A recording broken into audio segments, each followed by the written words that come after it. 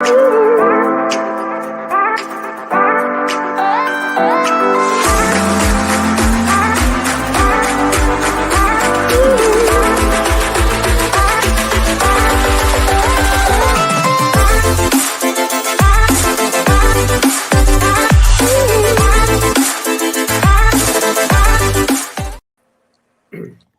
evening, Burbies, and welcome to another exciting edition of Alliance on the Move. We are so excited to be in your homes this evening to be talking with you.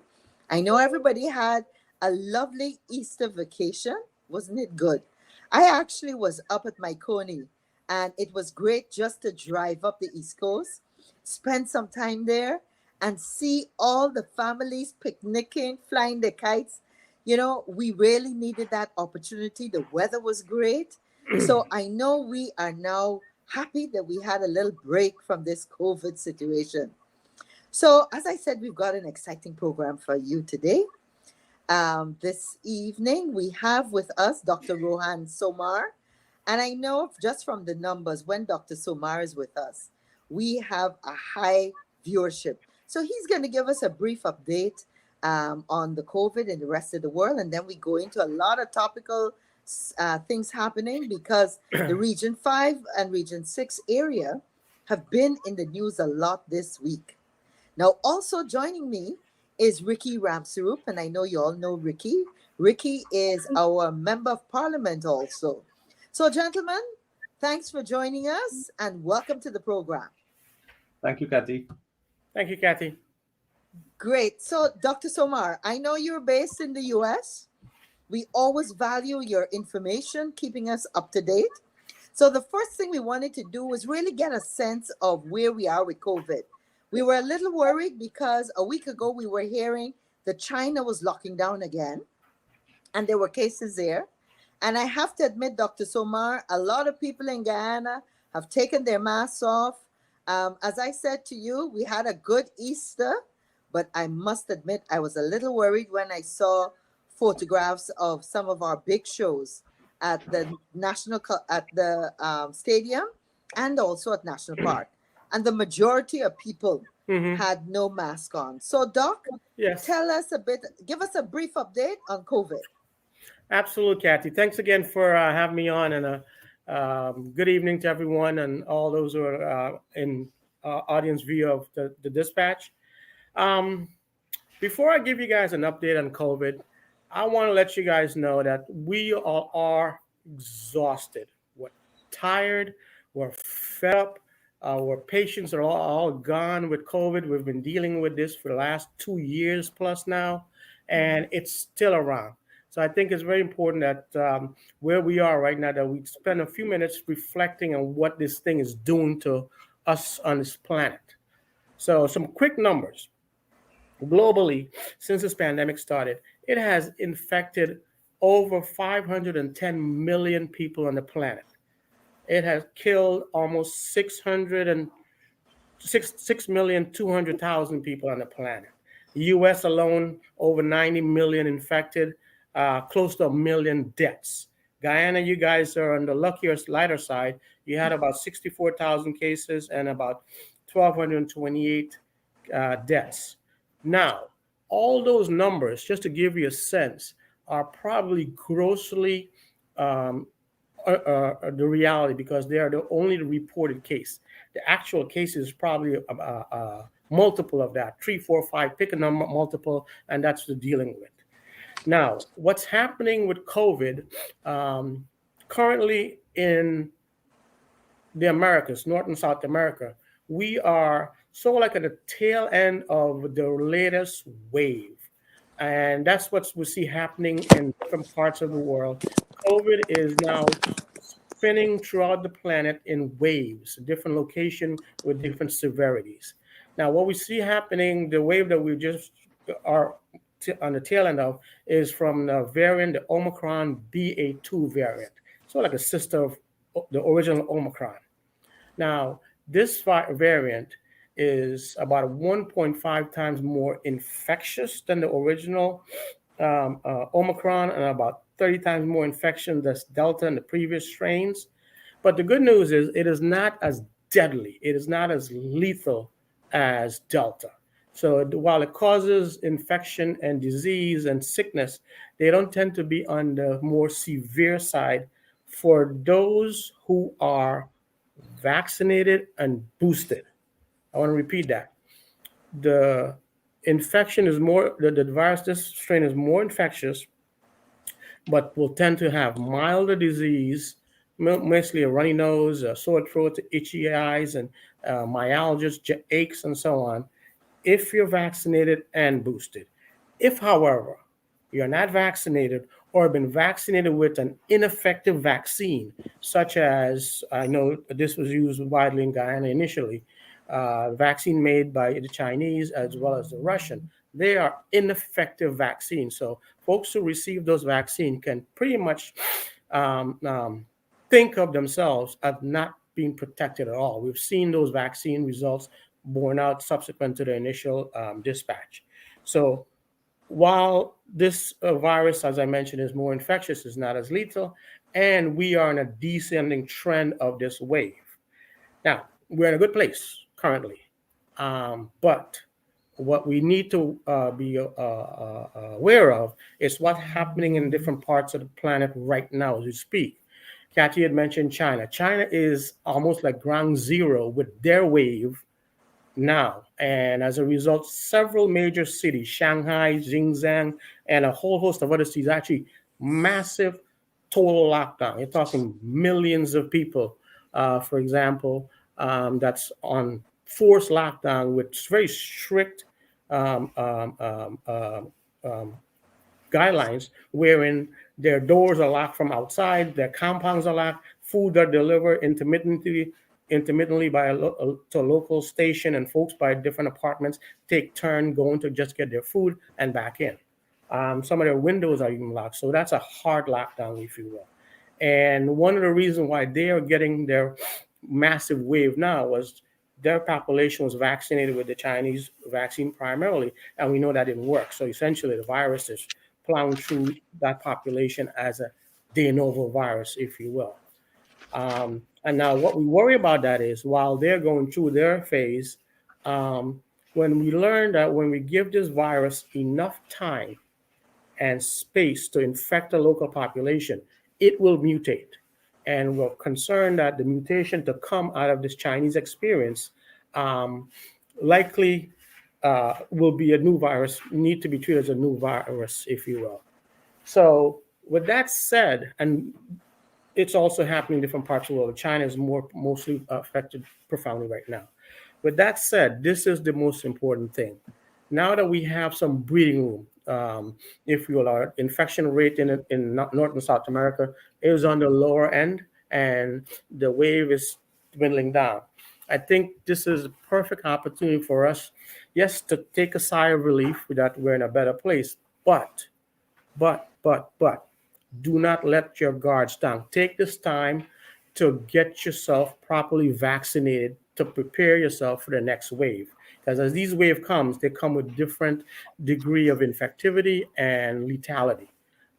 In Guyana, what I know from the vaccines that's been used in the population, you had the Chinese vaccines, you had the Russian vaccine, you had vaccines from AstraZeneca, some extent J&J, if you will. The AstraZeneca and J&J, while they were effective initially against the initial strains, they're not effective against Omicron. So I'm sure that the government and the Minister of Health, who I had conversation with recently, are really thinking about a strategy of where to really vaccinate the population with safe and effective vaccine. And pretty much you're down to about 2 vaccines right now. The mRNA vaccine by Pfizer and Moderna. Yes, they may be on the expensive side, but given where you are in Guyana, I think it's money well spent for the government to invest in getting effective and safe vaccines for the population. Thank you, Doc. So, yeah, Kathy, any questions? Any questions? yeah, I know that you made the point about quite a few Guyanese did get the Chinese and the Russian. And I know you've suggested that the efficacy is not as strong. So what I wanted to ask you is this where a booster can do the trick, so to speak. Meaning that if we can encourage our citizens to take a booster that is the Pfizer or the Moderna, because then that would help. Is that correct? Absolutely, and we've seen this. They've actually studied a scenario wherein folks who are vaccinated with vaccine A, Chinese, Russians, and or other non-mRNA vaccines, and when they get the vaccine booster from the original vaccine versus getting the booster from the mRNA vaccine, Pfizer, Moderna, your neutralizing antibody goes up to in the high 80s, 90 percentile. So Okay. critically important. If you got vaccinated from whatever vaccines before, suggest strongly get a mRNA booster, especially Okay. for those who have chronic medical conditions such as diabetes, hypertension, heart disease, kidney disease, lung disease, immunocompromised folks. Got to get your booster to get yourself protected. Mhm. Okay, Doc. In closing our discussion on COVID and where we are, what special tips or reminders you want to say to our listening public? Well, the key here is to keep our guards up. I know, as I mentioned at the beginning, we're all very tired, we're exhausted, we're yearning for those days of freedom, away from the mask or what have you. But knowing that folks in your general population are all not vaccinated, and those who are vaccinated are poorly vaccinated, if you will, by the reasons I mentioned, stay vigilant. Mhm. Keep your distance as much as you can. I still wear a mask when I go out especially indoors with a large gathering where I don't know who's vaccinated or not, because there's a very important reason for that. If you if you are in an environment where, let's say, 50 people, and you know all 50 people are vaccinated, it's you are among yourself safer. And here's why: if you're vaccinated and you still say get a contract exposed to the virus, the viral load that you will transmit during that initial stages is significantly lower than those who are not vaccinated. If you're unvaccinated, you get infected, the virus replicates unimpeded in your body, and you experience a high viral load. So when you don't know if someone is vaccinated in your local area community, indoors I wear a mask. Outdoors, large outdoors gathering, I keep my distance, and I actually still wear a mask. So I'm like a paranoid with masks because they work. A good fitting mask, mainly a KN95, or if you have an N95 or KN94, so I have some sample for you here. These are the N95 masks around the ears. It gives you a good fitting. That's the key important thing. A close fitting around the face and nose. And these are the KN94s. They're readily available now. Similarly, give me a second here. Demonstration. Similarly, seal, good seal. That's the most important thing. Compared to either usual cloth mask or the surgical mask that everybody has, this not effective. Do not wear if you don't have anything else, obviously, last resort. But the regular rectangular mask, whether it be cloth or surgical mask for protection purposes, not effective. Only the good fitting face masks, KN95, KN94s, or N95s. So I continue to be on guard and try to not breathe anyone else's air that you don't know if they're vaccinated. Right. Simple as Right. that. Yep. Thank you very much, Doc. That's some useful information. And I think a tip that we could probably leave with our viewers also is that, especially if you're going to be in a location with lots of people, if you have to be, then that's where you make sure you wear the K95 mask. Okay. Exactly. Keep And yourself well. luckily, there are lots of places now in Guyana selling all the masks. We don't have that problem. So thank you very much, Doc. Again, I want to say, so One go more thing ahead, Doc. I do want to mention, Kathy, Mhm. and this is very important because why are we saying to stay vigilant, wear your mask, and so on? We know that this current strain is not as deadly, but here's the key. If anyone contracts this virus, whether they get mild symptoms, moderate symptoms, or severe symptoms, we are dealing now with what we call a long COVID. These are longer term complication that we're seeing that's exploding in front of our eyes.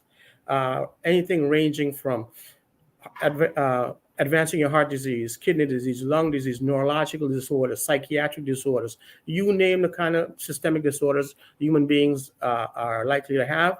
If you have COVID, those disorders will um, um, be more profound faster. And we're seeing long-term complications, and there are no real fix for that. So best advice is try not to get COVID. Right, right. Thank you, Doc. Okay. So, again, I want to welcome and thank our viewers out there tonight for joining us. I know it's a Saturday night and there's so many things you could be doing. We value your presence with us this evening. So, Not at all. one of Happy the to be here. things that I know is on, people are talking about is, of course, Gaisuko, which historically has been a key and important industry in Guyana for decades. That's an important part of our history. And I just want to say that, I was looking back because this week we were stunned to actually hear a statement from the vice president, Mr. Jagdeo, where he was suggesting that that some of the sugar estates would not be reopened. Now, this is really serious because you will remember that in the previous administration, and I say we because I was a minister in that administration, we had taken the difficult decision that we had to right size. That was the word you were using, right size Gaisuko. And that's because Gaisuko for so many years had been just going down, could not compete on the international market. And I want to say that this is not really the fault of anyone, any particular government, but what we want to say is that for more than 10, almost 15 years ago, the preferential treatment that our sugar used to get, those special prices that didn't relate to the cost of the production, we know the European Union told us 15 years ago they were going to stop it. And then, as we know, in all over the world, more and more people were going to artificial sweeteners, more from a health standpoint. And so we know that sugar has been taking a licking. The problem we had in Guyana is that not enough of us made a commitment to start to change the industry. And here we're talking 15 years ago. I always like to remind people that I know firsthand because I lived in Jamaica. In Jamaica, they started closing their industries, their estates in the early 80s. And they started retraining their sugar workers to do horticultural, expensive flowers that could be exported to Holland and all kinds of other things. So what the APNU AFC government did is that we realized that we could not sustain it, that we were throwing money into this industry that was declining. And so we started to suggest that we look at different areas, and we had a white paper. We talked about leasing lands to some former sugar workers. We talked about actually giving some lands over to them for agriculture so they would not have to pay. As you know, we had to lay off. We made sure we paid the severance and all the termination benefit. Sometimes people forget that. And then we talked about doing all kinds of different agriculture projects, doing fishing, fish cultivation. And it is so interesting because I want to take us back to the 6th of August, 2020. We all know that in the PPP manifesto, they talked about reopening these estates. And then, of course, on August 6, 2020, The headline was the PPP government committed to reopening the sugar estates. And Minister of Agriculture Zulfikar Mustafa said these sugar estates will reopen. Rose Hall, Skeldon, Wales, and more. He actually went on to say, I'm confident that this government will bring back the sugar industry. And so the challenge that we have that we cannot accept today is all of a sudden, Mr. Jagdeo says, he drops a hint that the Skeldon factory won't be back in business. Now, how is it that you could campaign that you're going to open up these sugar estates and you don't do it now? We knew it wasn't possible, but to fool people, to lie to people, and that's why we want to discuss Gaisuko today. Because what is sad is that the indications we've seen, we're now close to, in August, in a couple of months, we'll be into 2 years. And the sugar industry and the sugar workers are in a difficult spot still. Ricky, you want to share some thoughts on this and how it's impacting on Berbice? And then I'll ask Dr. Somar also. Dr. Somar, I know you come from Bushlock. You're living in the U.S., but your heart is right here. So we'd like to hear your thoughts on this. Well, if I can jump in on one narrow aspect without getting into the global, the specific of Gaisuku. You are correct when you look at the demand for sugar on a global scale. That has, for the last, I would say, a decade now, been steadily decreasing for simply health reasons. Sugar, we've learned across the planet, sugar is not a good thing for the human body to consume the way we were consuming it in the past, and in all the different beverages and so on, if you will. And so the planet, or everyone, is moving towards healthier choices for food and sweeteners and what have you. And so as an industry, you're looking at decreasing demand, and I'm sure that your revenues on those per unit production is going to go down. And then when you're dealing with that situation and you have an industry, you got to look at your cost benefit ratio. Is it profitable to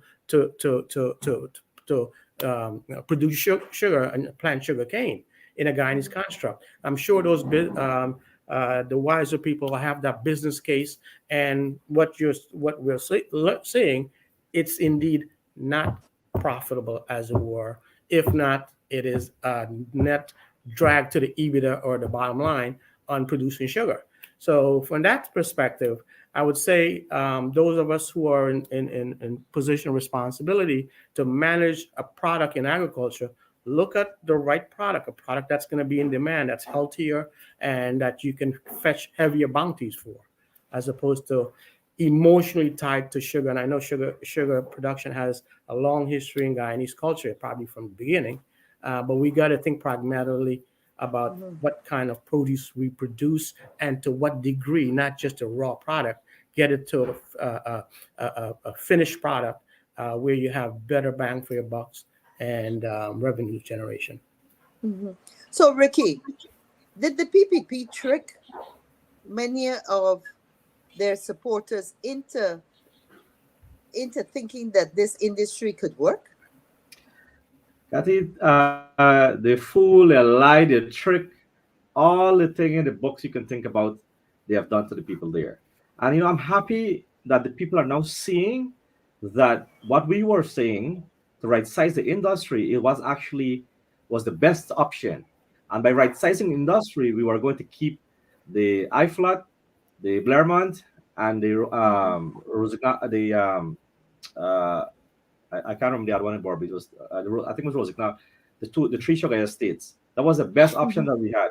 But if you notice recently, now they can't still fix the IFLAT one.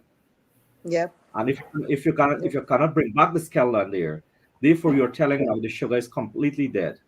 Now it is very, very much disturbing that every single opportunity the PPP get, they're blaming the AP and new AFC for closing the sugar industry. And what are they doing now? We have already gone close to 2 years in government with about three budgeted passed in parliament. They got budgeted over $10 billion already for Gaisuku, and now you're saying that you can't bring it back. You are the one Mhm, who said that in your manifesto. You are the one who said that. We didn't say that. You are mhm, now bringing um, you're now saying to the people that it can't happen. You are the one who spent 200 million US dollars to the scale and sugar factory, and you can't um, bring it back neither. You're now saying you're reducing a target from 50,000 to 25,000, and you keep doing it all the time. What are you telling the people in Barbados and the other across the country with other sugar estates? So definitely, mhm, Kathy, it's not. And I keep saying that I'm happy that it's coming out now in the public domain that the sugar was not profitable. And as you mentioned with the preference, what we used to get with the European Union, it's not there anymore. mhm. So you cannot produce sugar at 40 US cents per pound, and you're selling at 10 US and you are selling Yep. at 10 or 15 US cents per pound. Mhm. It's definitely not profitable. Yeah. So, and you mentioned something, Kathy, which is very interesting about other programs. We had the five P's programs. I don't know if you remember Mhm. for the same sugar industry, the five P's: the pepper, the pumpkin, the Yep. pineapples, the passion fruit, and so on. You remember that And they program? laughed at us. They laughed Mhm. at Yeah. that program. And we have expanded this program with the in coordination with DDL. Remember the juice? Mhm. Yep. Right. And then you when you were Minister of Public Telecommunication, you develop an app with the Mhm. markets, the farmers app where you can, Yep. the buyers and the sellers, what they were using. So we had a coordinating program, knowing that sugar was not the future for Guyana. You Yep. understand? We all these programs and plan was our what you call the good governance. You Yep. cannot, and all these things have feasibility studies done to them. Kat, you talk about the white paper. Even the Mhm. GAU was part and parcel of the white paper development, and the new sugar was not there. Mhm. And to Mhm. come back and sit down so quietly, the guy who was heading then in Parliament, I don't want to talk, you know who I'm talking about. He's a member of Mhm. Parliament, he's a public figure, knew that sugar was dead. Yep. Yep. And they come and they lie, they trick, they fool. I don't know what other words to use, Kathy, and that. Yep. You're I absolutely right. think, yeah, I think what is also very disturbing, and I'm just getting my copies of the newspapers here that I made sure I had a look at. So the other disturbing thing is that in the last couple of days, we see the president and other members of the PPP again fooling people in Region 5 and Region 6. And why do we say that? Because all of a sudden they come up with this great idea that there's going to be an airport. They're going to make a municipal airport similar to Ogle that they're going to put in Rose Hall. And Hmm. then, of course, they talk about doing a stadium.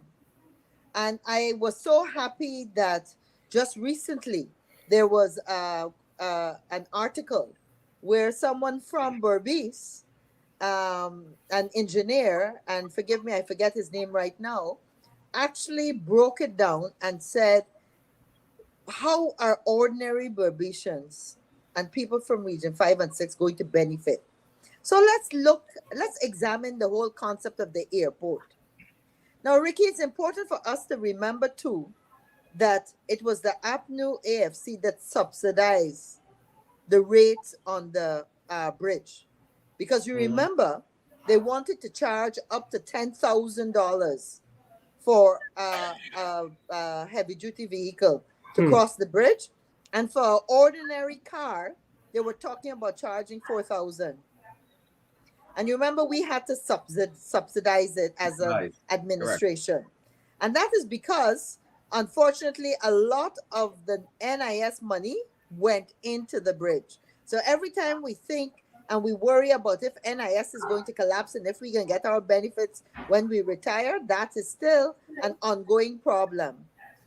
But when you think about the airport, I heard the president saying that he'd gone to Belize and that it's so easy to jump in a plane that when you flying internationally, you jump in a plane and you would go, for example, if we have the airport from Rose Hall to Tamari, and then from Tamari you'll fly out.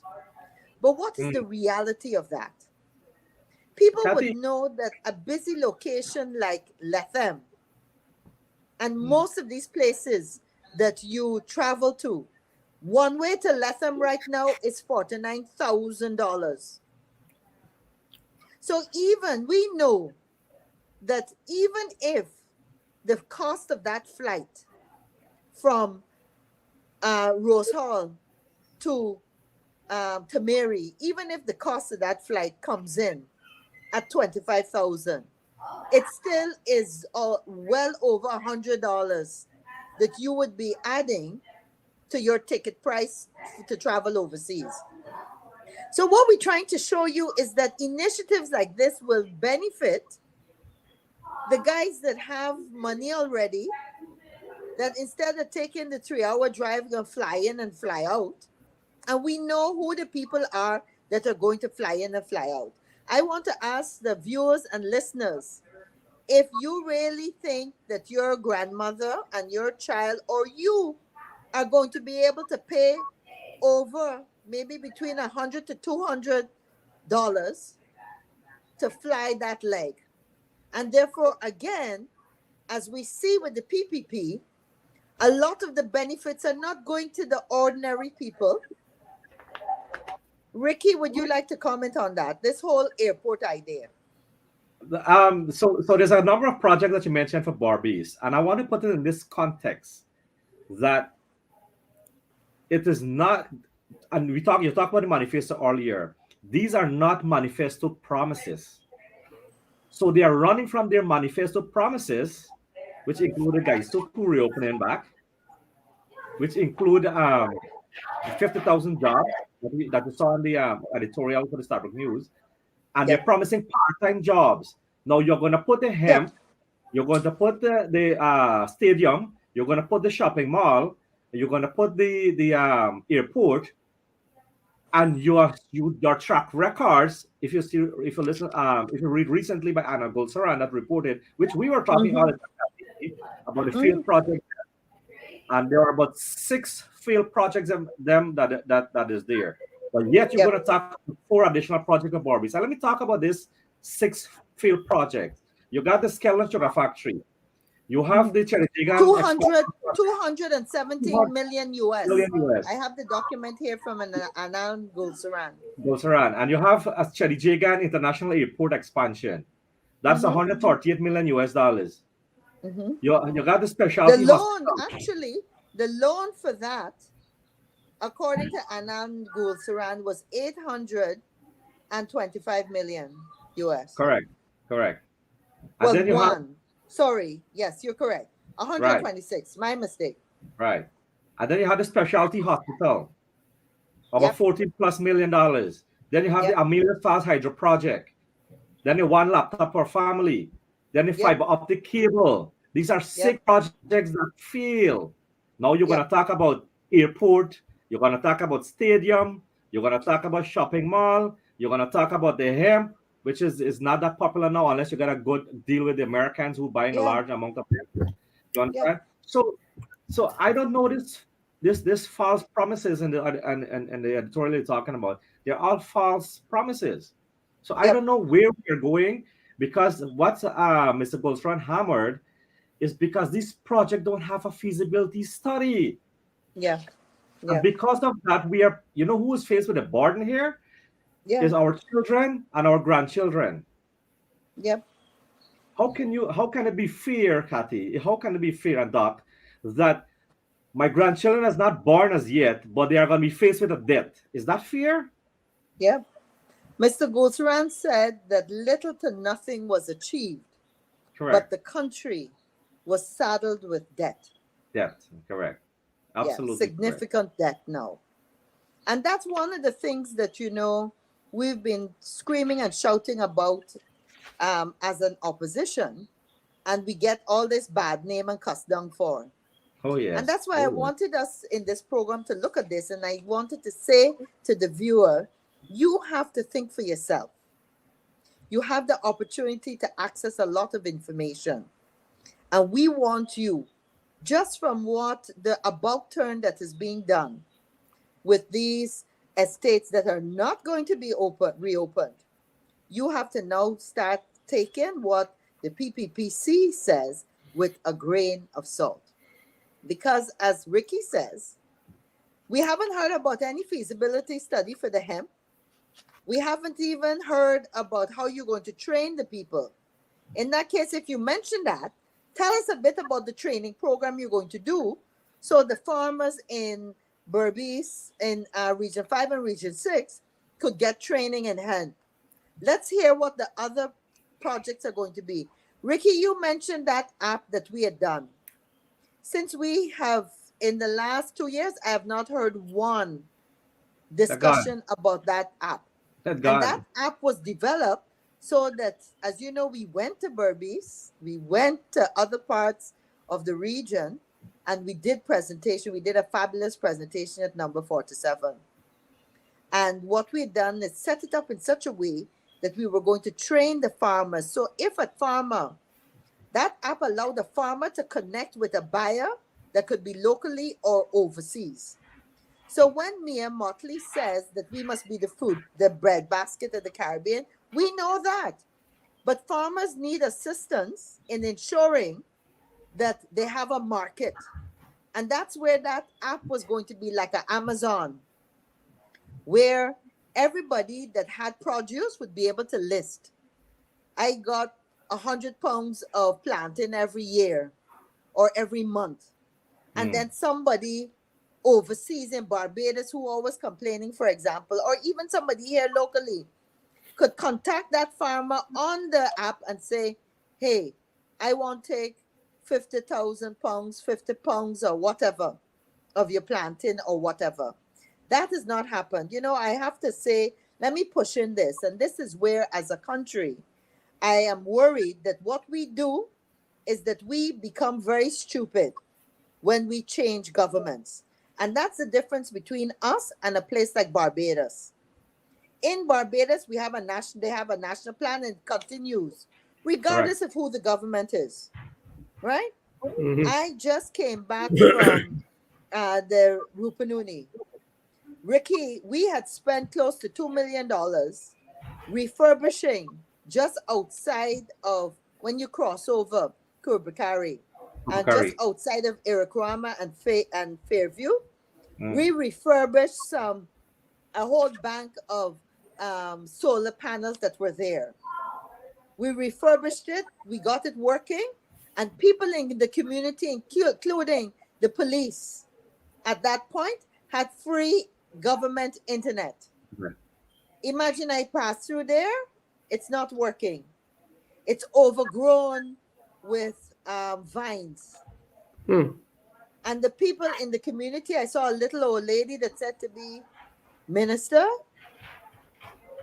imagine we had internet and could talk to our family in another village, and now we don't have any. Yeah. So this is where we are stupid, because stopping it because Kathy Hughes put it in place is ridiculous, because Kathy Hughes not even living in that area. But we are penalizing our own people. Doc, is there anything you want to say on some of these issues we're talking about? Um, I'll offer some general comments without getting into the specifics. As you guys Please. know, you guys are more of on the ground, on the front line with the specific issue. But I'll say this: we all know Guyana is a developing country, and it's probably at a more acute angle of being more developed faster now than before. It is also is the beneficiary of oil revenues that's going to be, I think, very robust in the short run, maybe the next 5 years or so. Mm-hmm. Beyond that, it's going to start to dwindle. So, Mm-hmm. insofar as you see those future things, infrastructure building, I think, is an important project to undertaking. The key is which infrastructure, what projects are you going to undertake that will be most beneficial to the entire population and to the economy and growth as in general, whether it be transportation, trains, planes, airports, roads, bridges, connectivity with telecommunications, and so on, that would allow the population to grow in a more concerted way faster into a new economy and a new paradigm, if you will. So I'm not opposing to infrastructure, but I think what you mentioned regarding Dr. Gulsaran's observation, if you're going to do a project, you got to do it the right way for the right reason. Do your feasible study. Make sure you have long-term gains and value added to the whole construct of building the economy and moving forward, and not do it because it may be a sexy byline for a Yeah. political talking point. Mm. Mm-hmm. Mm-hmm. Very, very good point. And that takes me to what the AFC feels very strongly about. And regardless of the nonsense people say about us being consumed by APNU, I want to reassure Yeah. our citizens, our viewers out there that are listening to us, that that is far from the case. You know what happens, and I could just share my experience of being in government sometimes, and it happens in coalition politics everywhere in the world. Sometimes because you're small, you don't get heard as much. We hear the big person, but we've made a commitment that we're going to speak out more. We will speak out more because we are independent.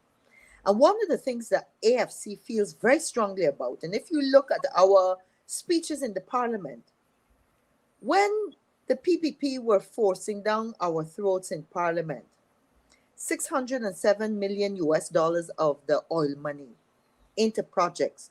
And we kept saying, where is this money going? What projects specifically? This is where we in the AFC would like to see our minimum wage for all the public servants increased. The pensioners must Yes. be increased more. And the thinking is, and look at even free education. We're going to do a program because we have one of our members who's based in the US who's been doing an interesting analysis on the cost of providing free education. And believe it or not, I just want to mention a few of his figures, but he says that really we need something like at about maybe 10 million US dollars to be able to provide free education. And he explains that in 2019, the tuition costs, the revenues that the university earned from tuition and service fees was about 9.5 million US dollars. And this is where, with 607 million US dollars, why couldn't this PPP government make sure that university education is free once again? So that people in the Tain campus and in UG and the other campus don't have to pay to go. And that is the decision that we're not seeing it taking place. So we, Guyana for many years had problems with monies. We never had enough. For the first time in our life, we have monies coming from the oil revenues. Why is it not being spent on ordinary people? So Kathy, increase. yeah. Yes, go If ahead, I can Doctor. add, with relative to education, I totally agree with you.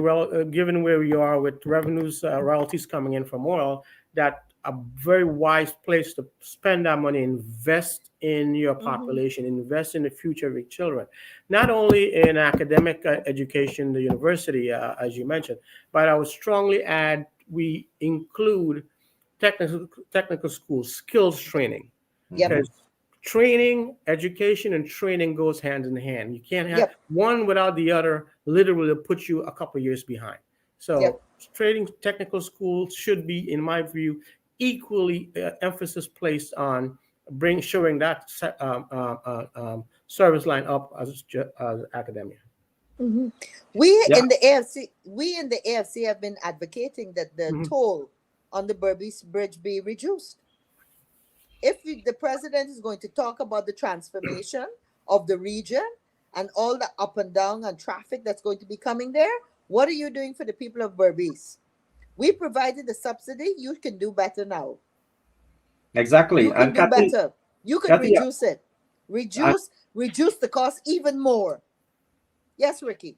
yeah, no, and you nail it there because, we take it to a level, and you says consistent government, they should take it further. We have Exactly. reduced the VAT from 16% to 14%. Why don't Yep. you take it to 10%? Because when Ex- you were in government, they were in government, they put it to 16%.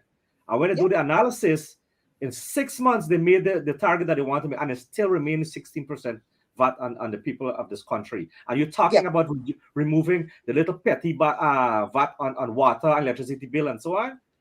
That is minimal. The only person that benefited in those reduction from those taxes that they remove Mhm. is the private sector. Yep. Check Yep. it. Mhm. The average So household in Guyana would pay about $2,000 to $1,500 a month water bill. Put 40% of that and see how much money what that comes up to. About $200. yep. $200. They review and they're boasting about it. Yep. And that is why too, when we talk about this airport, when we listen to all the talk, you realize that it's not directly benefiting people in their pocket. And I want the people for in Berbice to listen to what was said just recently. And Ricky, you mentioned it. Some 3,000 part-time jobs. Yeah. Ricky, what you didn't mention, I read in the news. I have it right here in the quoting the president. He said that they're going to make $40,000. That's the salary. With the increases we have had in all the different costs, gas, food prices, flour, oil, everything. We really still want to pay people $40,000 a month when there have been enough independent surveys that show the minimum wage should be 100,000 a month. But we haven't seen anything with like that. So I'm saying to the people in Region 5 and Region 6, you have to judge all these developments on what is coming directly into your pocket. And it was so funny. I remember in when we were in government, the PPP saying that you can't eat road. I'm reminding, let's use that same thing. Roads are good, but guess what? It ain't coming directly into your pocket, right? So these are the things that are extremely worrying that are not being examined. A stadium at Palmyra, you know, we haven't seen the outlaying of a sports program. We hear that they're going to do a little bit of this and a little bit of that, but we haven't seen an aggressive program that is going to develop the the youth that are going to use that stadium. The Hmm. one has to go with the other. And that's why when Anand Gosaram said that Mr. Jagdio is really the author of so many failed projects, there's not one that we could say was a success that he did. What a testimony that is, you know? And so that's why we have to worry about where we're going as a country. Giving the sugar workers part time employment and anybody in Region 5 and 6 in these difficult times is not good enough. And luckily, I want to remind people of the positive growth in the economy we saw from 2015 to 2020 without all the So, oil money now. And now we have the oil money and we could spend it on our people. We're not doing Mhm. that. Now, Ricky, one of the other very interesting things that has come out in the last couple of days is today's editorial in Starbuck News. And I really want to urge all our viewers because Starbuck News is an independent newspaper.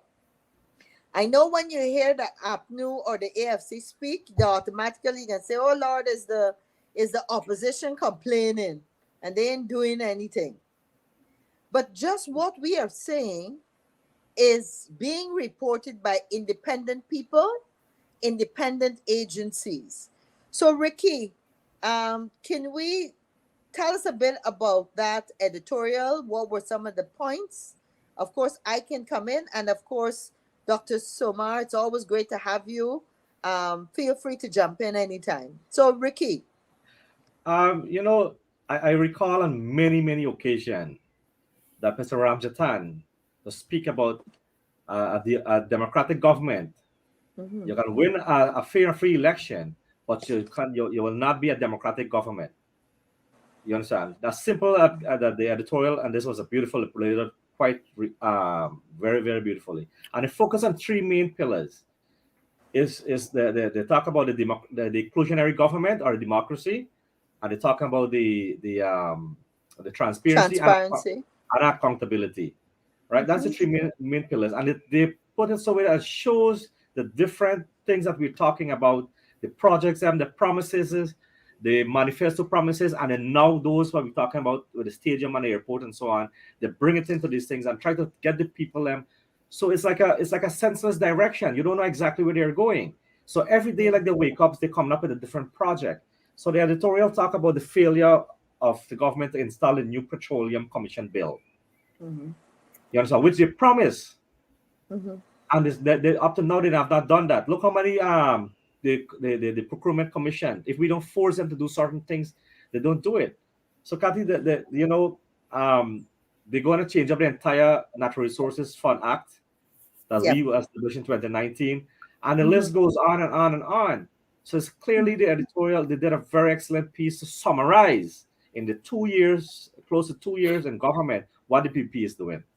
Yeah. And I want to just go a little deeper into those examples that you gave, just for our viewers. And again, thanks for joining us this evening. We know a lot of you are watching. Um, the new Petroleum Commission bill.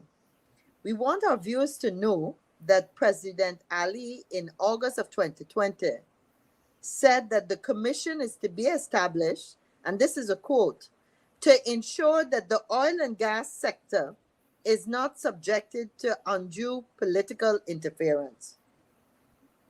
And the fact that, and as they say, 20 months later, we have no bill. And the person in charge of the oil and gas industry has no previous experience.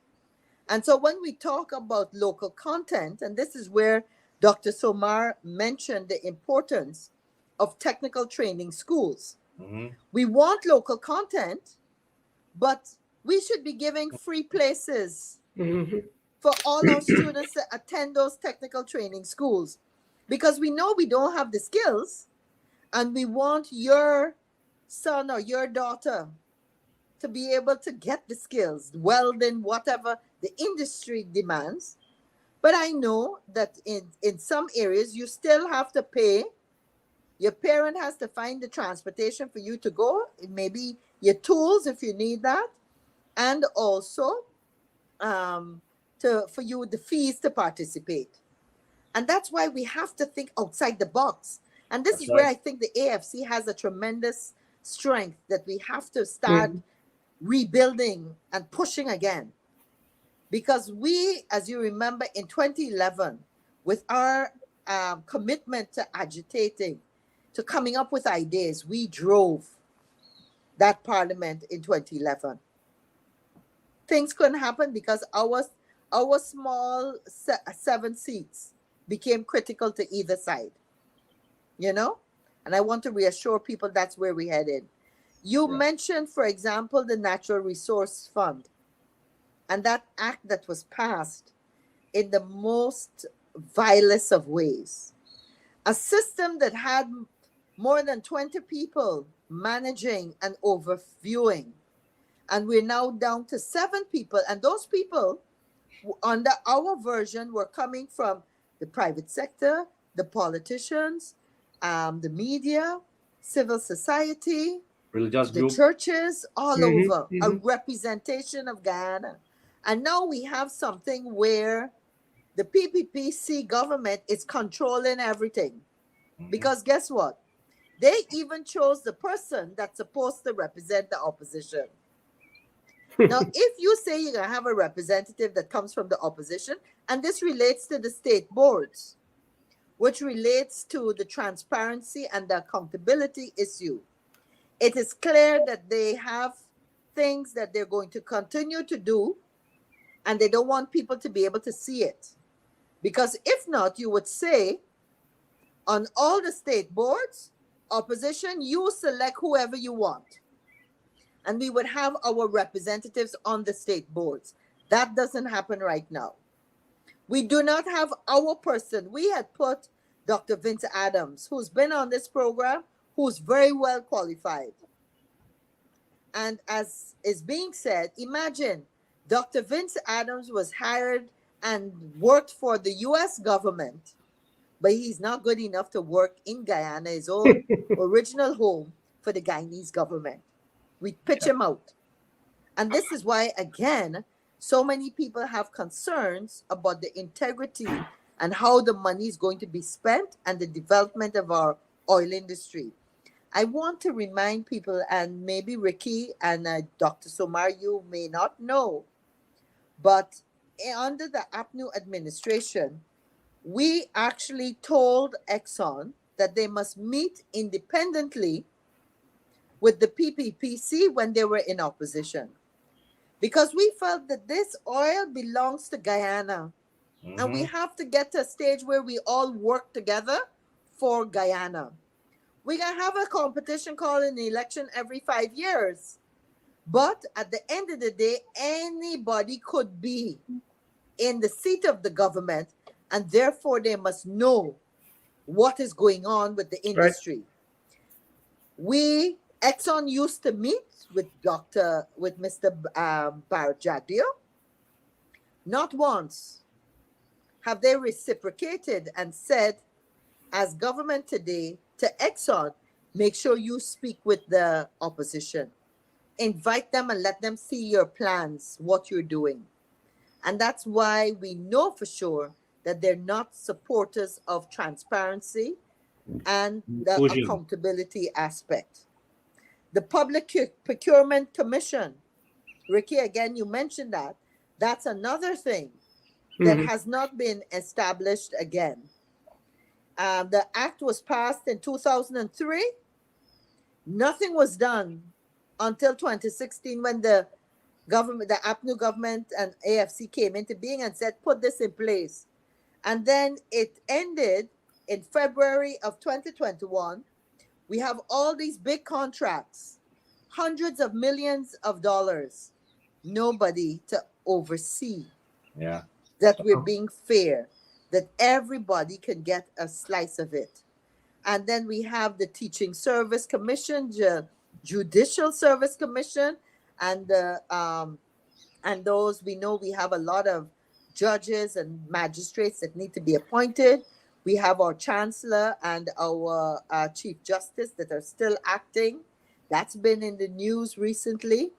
It is so sad, folks. This editorial by Stabrook News, not written by AFC, not written by PNC, is something that you must read to understand what is going on. I know I've been talking a lot. Ricky and Dr. Somar, over to I you guys.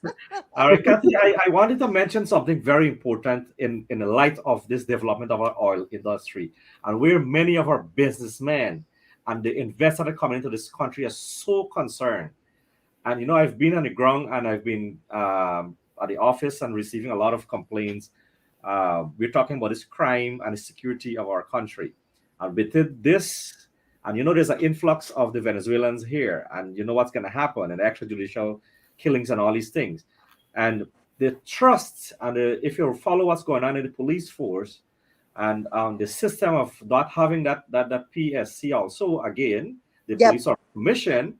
yep, um, the thing is like a cowboy state. yep. So the thing is it with the security, and now when the president in March, the government says that they are wanting to think about having the link between the police force and the private security.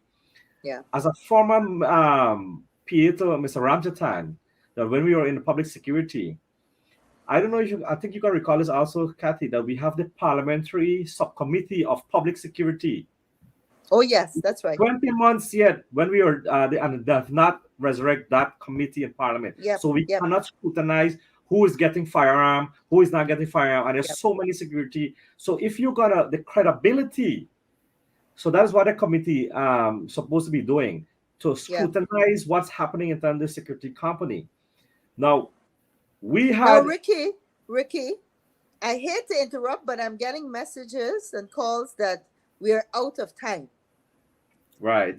Can I ask you to wrap up on that point? And I promise that we're going to do a program just on the security On the aspect. security, right. So yeah, right. So in terms of wrap up, Kathy, what I'm trying to say is that it's about policy and governance.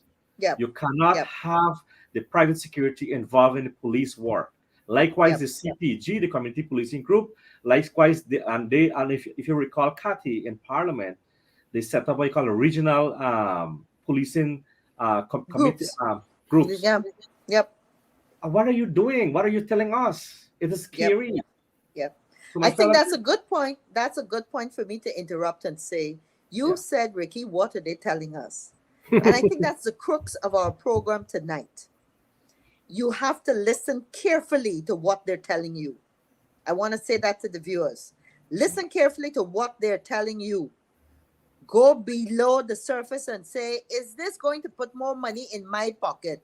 Not the pockets of the members of the private sector commission that got money already. They got big businesses that get in a piece of the pie. Is ordinary Guyanese. Dr. Somar, thanks ever so much for joining us. Always great to have you. Ricky, thanks again.